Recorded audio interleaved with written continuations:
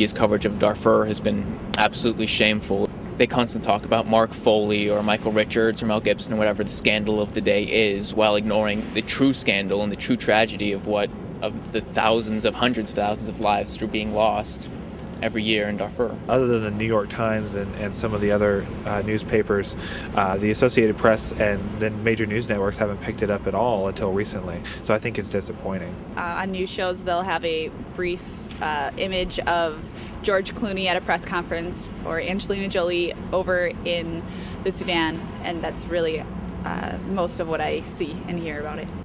It's about the market. I mean, the media business is a business. Broadcast news on NBC or ABC, CBS Nightly News, you know, they have a 30-minute show, 10 minutes of which might be commercials. Are they going to do a report on Darfur before anything's really going on there, before there's a genocide, before there's pictures that can appeal to Americans? Or are they going to do a story about the U.S. presidential election? The only way I know about it is that there's a very dedicated Save Darfur club at my high school. And they have been very good at getting the information out, raising money to, you know, send whatever we can over there. A lot of human rights groups and religious groups have really been driving the interest in Darfur, which may not have gotten a lot of attention otherwise. They've gone so far as to buy ads on television. You've probably seen these on TV, ads about, you know, stop the genocide in Darfur now. I think it plays a huge role because, you know, the reality is that I mean, Darfur is a huge tragedy, but there are tragedies going on elsewhere. I think people see the Sudan crisis and say, you know what, it's in Africa, it doesn't affect me, it's so far away of an issue.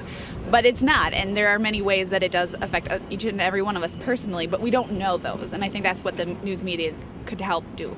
That the consolidation of media outlets is a problem. The less media outlets we have, the bigger that they are, the less information people are going to have access to. So I think that you know, that can definitely contribute to the lack of information that people have. I'm not one that believes that the reason a lot of people don't know about so many things going on in the world is because it's the fault of the press. If you go on the internet, there's hundreds of different websites you can go to. There's a lot of different resources if you take the time and energy to go out and find it. It's just not served up in your daily newspaper to the extent that it used to be. In the 1930s, people didn't talk about what was going on in Nazi Germany, and as a result, more than 6 million people died in concentration camps.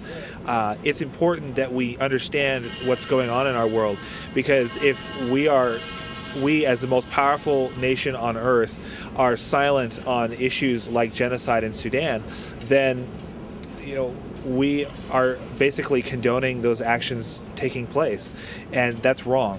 And we need to care about this, and we need to do something about this. This whole idea of, you know, clubs and activism with Darfur, it's just a start, but it's not going to really get anything done.